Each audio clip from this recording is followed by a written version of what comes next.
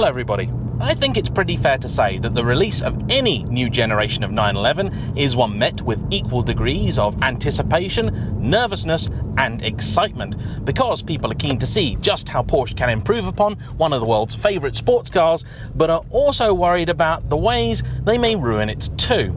I remember very well the release of the 991 Generation 911, and I think it's fair to say that this car was met with more criticism than any other 911 before it, with the possible exception of the 996.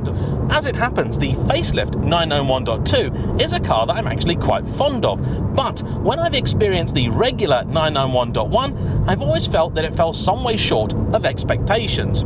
It's now been a couple of years since I got behind the wheel of an early 991, so today I'm looking forward to finding out whether the car is still a disappointment or if it's rather better than I remembered.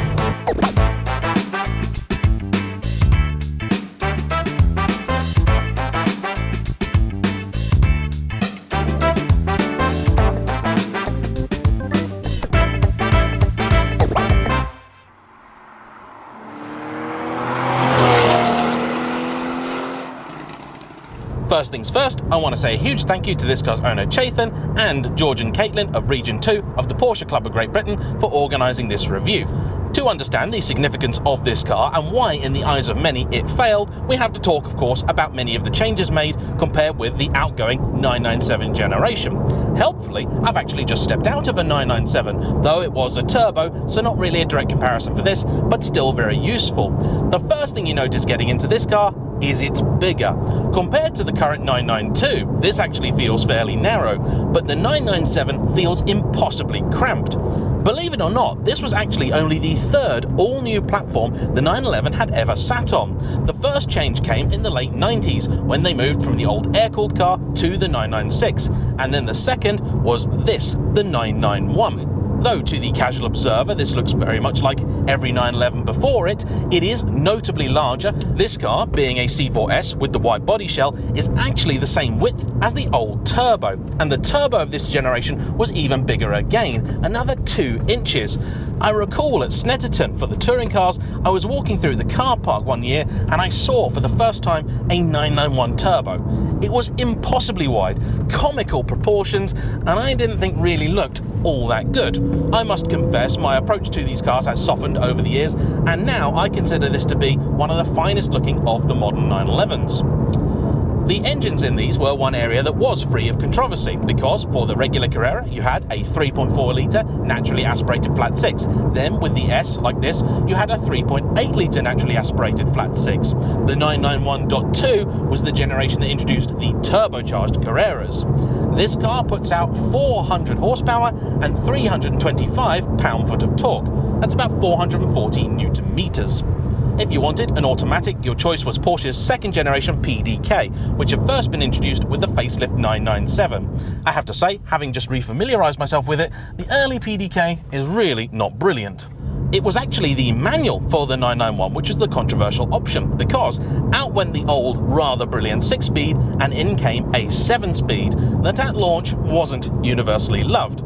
I have driven a .2 version of the 991 with the 7-speed and I rather liked it, but I can't recall driving an early one, so I couldn't say how good or bad it is. When the dust settled though, many of the changes made people actually could get on board with. I moaned like all hell that this car was far too big to enjoy, but actually, once I got behind the wheel of one, I found that wasn't the case. However, one element of these that continued to be criticised once people started driving them was the steering, because the 991.1 introduced in the 911 electric power steering, and that's a particularly big problem because the 911's party piece has always been the way that it steers. The wheel in a 911 is a thing of sheer joy.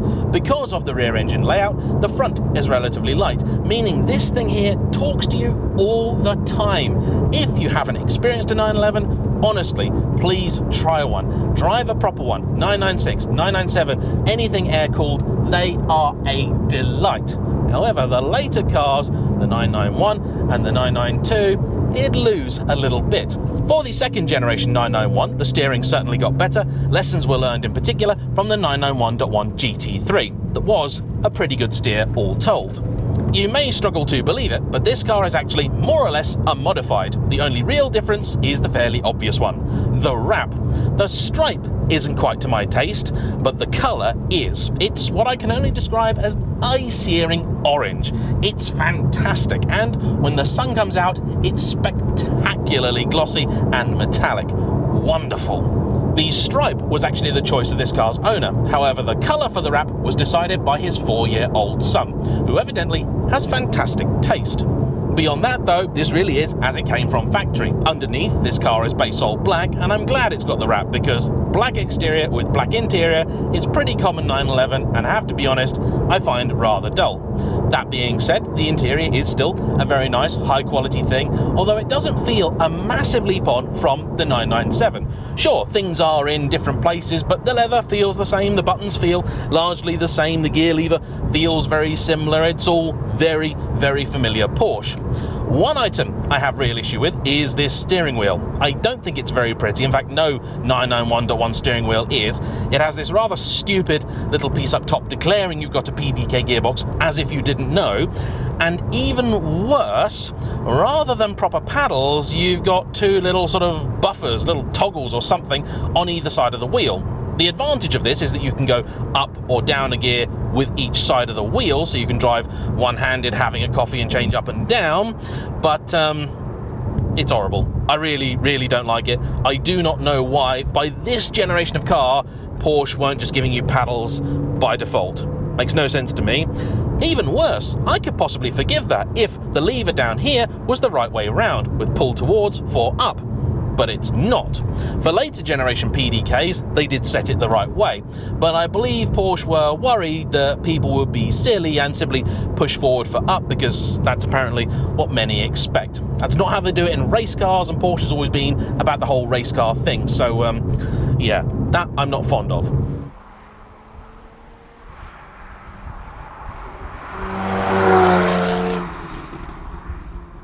Before this, JayEmm was a BMW man, and his last car was an E92 M3 with a fabulous naturally aspirated V8. He really isn't a big fan of turbos, which is one reason he didn't get either a turbo or a later 991. This is his first Porsche, and I am delighted to say he has absolutely loved it. It puts a huge smile on his face, and that's important because it means everything I'm about to say now, good or bad, is irrelevant. He loves his car. That ultimately is the only thing that really matters. It's his family car, essentially a daily driver. He has the kids in the back. One is 4, one is 10, going on 20, I am told.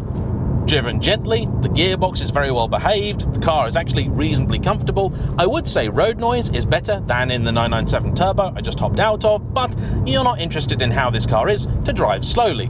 You want to know what it's like to have fun in. So, if we can get lucky with the traffic, we'll turn this around, put sport mode on, turn the car into manual, and we'll see.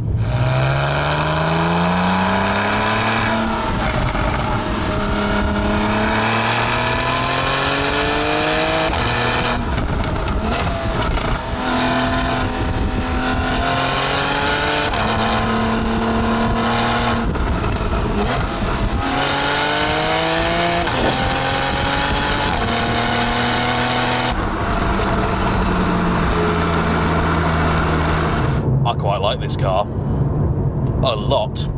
No, it is nowhere near as devastatingly fast as the turbo I've just got out of, but that's because though it's about 100 kilos lighter, this is some 1535, it is down on power, about 100 horses short, and significantly down on torque. This makes 325 pound-feet, that made 516. However, the gearbox here, silly shifter aside, is much better. I'm currently in sport mode, not sport plus. Downshifts are brilliant. On time, every time. Upshifts also much quicker and smoother. With the 997, they are either far too slow and lethargic, or slow and then really quite brutal.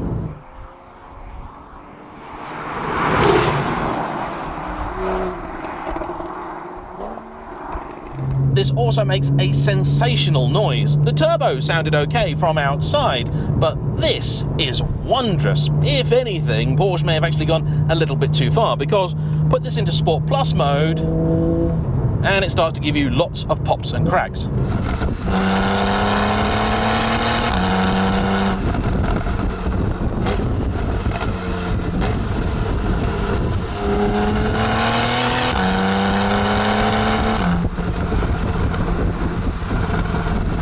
There is a possibility that something was wrong with the 997 that I just drove. However, that being said, the front end of this feels far more secure, far more planted, and much more like I would expect a 911 too. The steering simply doesn't have that tactility that a 911 really should, and some of the later 991.2s eventually got back. In fairness though, I think it's still better than in many other sports cars. Not the best, but still good. The problem wasn't really that it was atrocious steering, simply the fact that all of the 911s before had excellent steering, so very good was still a fail. That gearbox is much improved over the old BDK, I tell you. The engine revs cleanly, smoothly, brakes are really decent, pedal feel very intuitive. When I put it into Sport Plus mode, the car did engage its sporty damper setting, and those for the road are just too firm. So I'm going to put the chassis back into normal, and here's the section I was talking about. So, how does the chassis talk to me here? Oh, that front end washes wide really early. Kind of surprised at that, especially as this is a four-wheel drive model. I figured the car would have more grip. It is on Pirellis, and they are not brilliant for bite. I think with some Michelins, they will work a lot better. I also there tried to change down gear when I meant to change up, because I pulled what I thought was the right paddle, which is the right paddle, but pulling it towards me goes down a gear. I went to do it again. I'm going to use this instead. I think that's just safer, to be honest, for all of us. Yes, this is fantastic. Space in the back, as with every 911, is pretty restricted, but Chaythan can get his 4- and 10-year-old in there. Up front, it's okay boot space, better than some cars, worse than others, but I think in general it's okay. If you don't need to go camping for a week, you should be fine. Rattles, creaks and squeaks in here seem to be relatively few and far between, though there is a slightly concerning knock from the rear of this car. Not sure what that is. Could be the child seat. It could be that.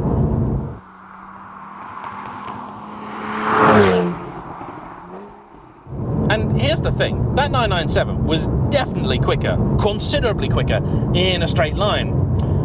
But it doesn't matter, does it? That's not what we're here for. That's not what you buy a 911 for. Maybe it's what you buy a 911 Turbo for, but I think a lot of Porsche people have never been all that fussed about being the fastest thing in the car park. Instead, they've been more people interested in the way a car feels, the dynamics of it, and compared with your average BMW M3, I would say this is certainly, out of the box, a superior car.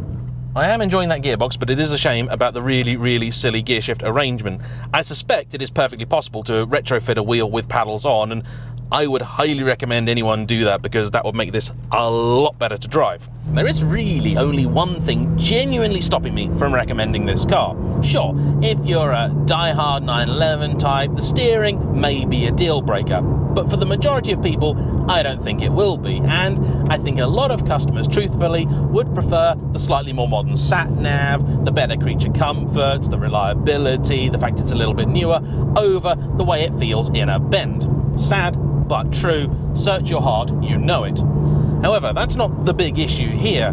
The big issue is that when I went to research just how much one of these cost, I figured they were going to be about 45 grand or so. My logic was that, you know, the last time I drove one of these, I think it was about 40 grand, and that was a 991.1 C2. It's been a few years now. Prices, okay, they're in a weird patch at the moment, but they have gone down a bit. It is still a fairly common 911, and it's a generation people don't tend to love that much.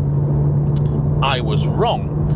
These are around 60,000 quid. More if you want one with a decent spec. And that's kind of terrifying. I did not know they still commanded that much money. And the next car I have to review after this costs roughly the same. That as a manual Audi R8 V10. And I don't think it's much of a stretch to say that your average petrolhead type would certainly be swayed by the idea of a manual-equipped, naturally aspirated 5.2 litre V10 supercar in place of an automatic all-wheel drive 911. That's certainly the rarer car with the far more special power plant. Does that make this a bad car though? No, it doesn't. If these were 35 or 40 grand, I'd be giving this a very hearty recommendation. But they're not. And that makes my life very difficult. Still, I would genuinely have this over the 997.2 turbo I just hopped out of. And that's a surprise to me, I can tell you. So then, there we have it. That's the 991.1 911 Carrera 4S. A huge thank you to Chaitan for bringing his car out, to George and Caitlin for playing Automotive Cellar Black once again, and of course, to all of you for watching. Don't forget to hit the like button, comment down below, subscribe if you haven't already, and even if you have, make sure you've hit the bell icon so you'll be notified of every upcoming video. And whatever it is, I hope to see you there. Bye-bye.